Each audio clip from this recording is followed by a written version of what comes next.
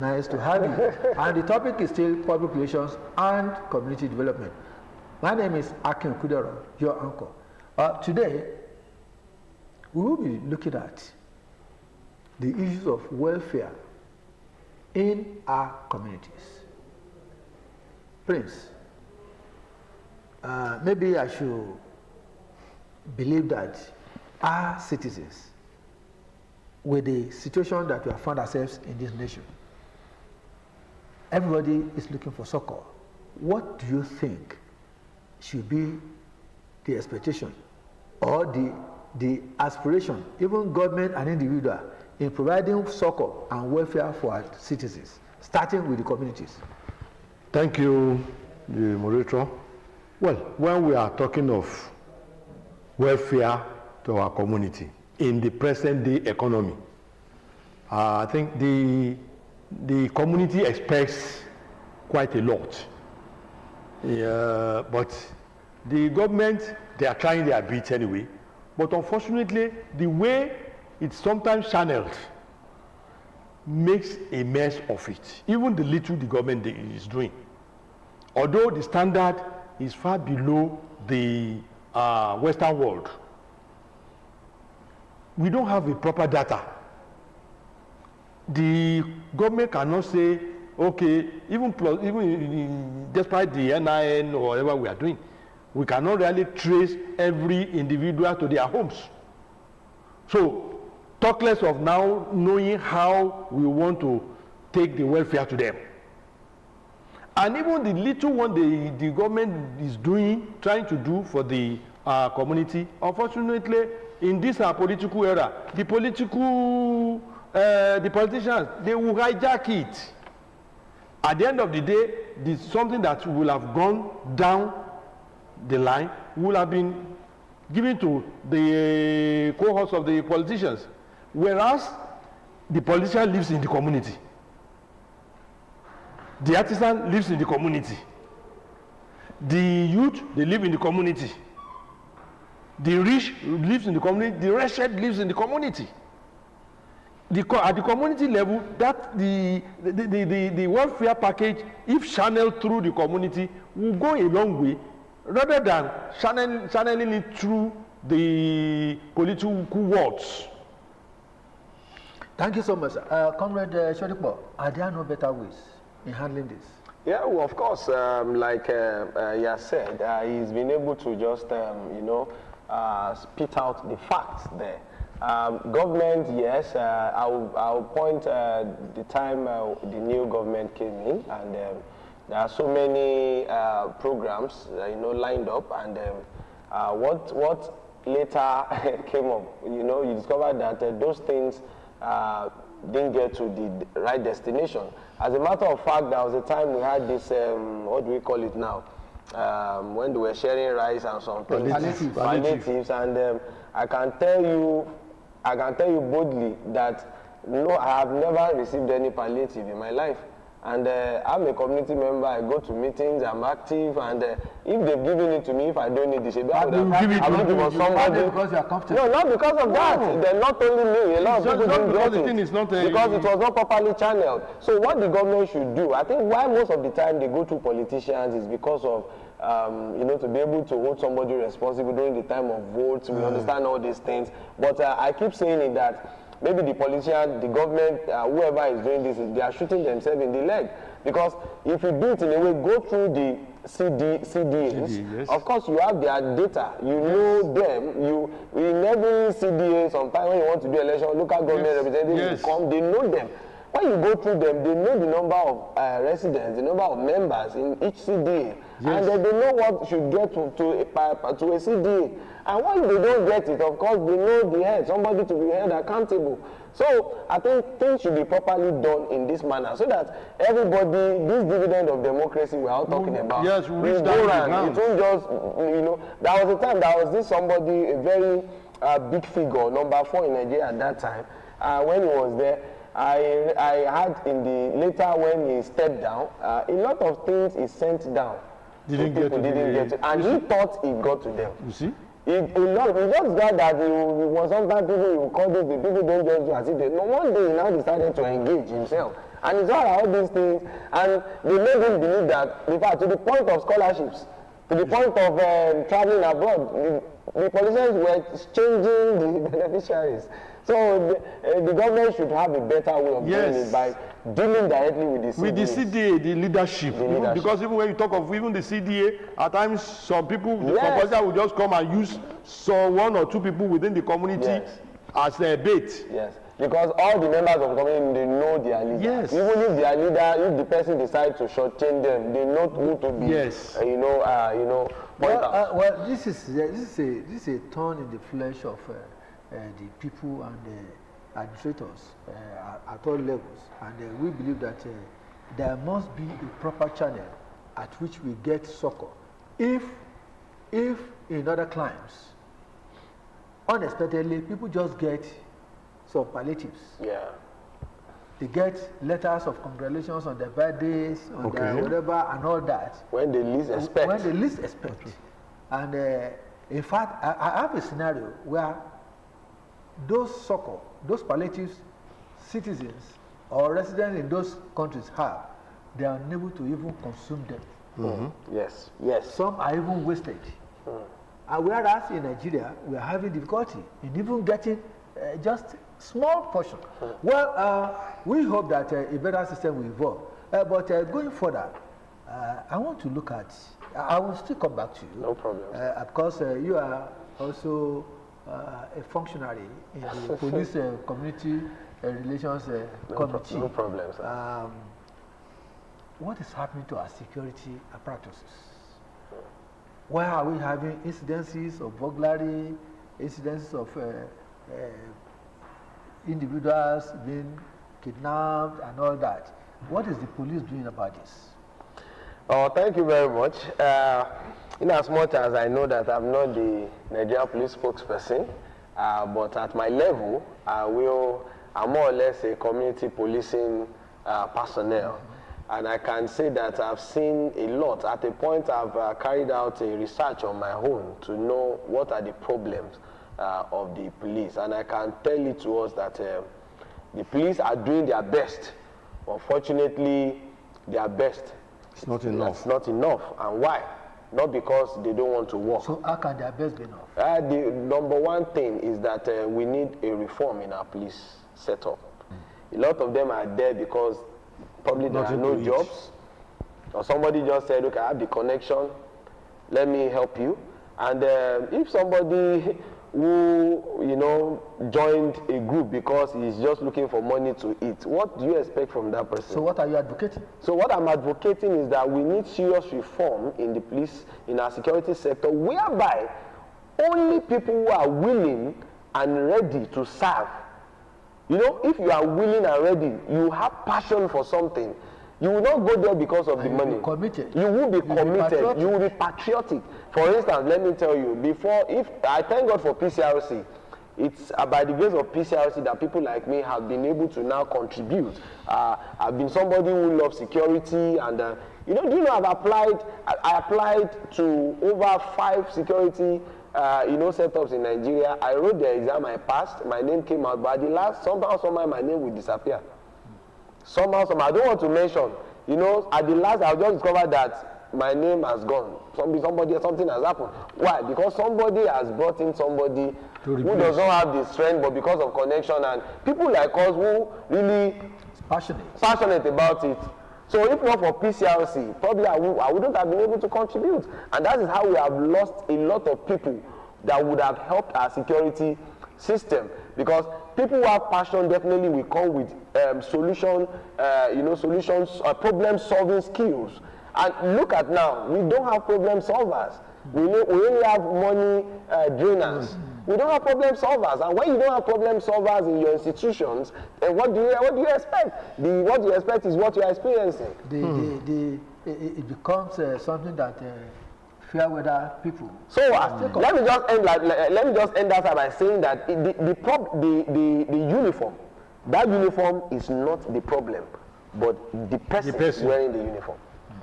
Well, you also want to contribute. Yes, and you see, that's on the side of the security people.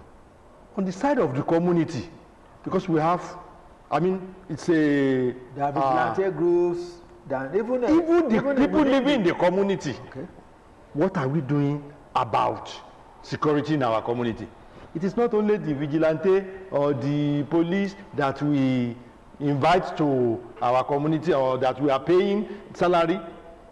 When we say we have security, every individual in the community must be a security. Yes. It's a collective. It's a collective responsibility. For instance, we say the bola, they come into your community, they can kidnap, they put children in the bag, they put a weapon and come and lodge it in your community. If the community people are also they are watchful, very watchful, you will find out that, okay, when they are coming into your community, you see them, you do not send them back. Instead you say, should be somebody saw them, he did not send them back. So they will now be going in. And before you know it. Well, thank you so much. So much has been said about security, and we are moving forward. It's still your image, your public relations program, the one that is taking charge of how the nation can develop peacefully, and then getting business done in a right manner, and also providing solutions for nation building. We will be looking at the issue of the leadership in the communities. How is your group helping these communities to have leaders who can ensure that those issues that can develop the community are put into consideration? And I also want to say that what are the training facilities, manpower development that are available for them? Thank you. The issue of leadership in the community, it is often advised that, one, we shun the idea of politicizing leadership in the community, so that it doesn't create bickering. When we want to put people in leadership, we advise that you consult. If possible, you don't allow any contest. Consult people, seek wisdom on how to get people who will be in the leadership. Let people who are really have passion for development, so that is germane in the issue of community development association leadership. People who are having development, passion for development, those are the type of people we need to put there. And oftentimes we have leadership training. The Ministry of Community Development and Cooperative, they train every member of the community, because it's not just when you are in the leadership. Either you are in the leadership or you are not in leadership. If you want to acquire knowledge about leadership, you attend the Citizenship and Leadership Training School at Ikweru. This year, they have, we heard about the basic training. I think we have about 3 batches that comprises of a total of about 3,000, more than 3,000. What am I talking? The first batch was about 700. The next batch was about 2,000. Then the last batch, I think, was about 900. That's the basic. And just 4th of this month, the advanced leadership training ended. And fallout from the advanced leadership training in Abeokuta South, for instance, we are making putting something together that, okay, apart from those that have gone for the advanced leadership, they should now draw down the experience and leadership training training the trainers, so that we now train people local who can, those who can probably cannot afford to go to Shasha, or probably at the time they didn't have time to go there. We at least they have the pre-knowledge of leadership. So that adequate so that they will be able to pass information and they will do the right thing at the right time. Yeah, thank you so much. Well, I have to come back to my colleague. When you look at public relations approach to governance at all levels, what do you begin to visualize to have a new groundswell of cooperation, of support, and philanthropy? Thank you very much, sir. Let me just put it this way. I am convinced that anyone in government, or if we're talking about governance and public relations, you should know that there is no way you can successfully govern without utilizing all that PR has got to offer. Because with public relations, it makes you understand how to relate with the people you are leading, how to meet their needs, how for them to understand even the challenges, scanning the environment.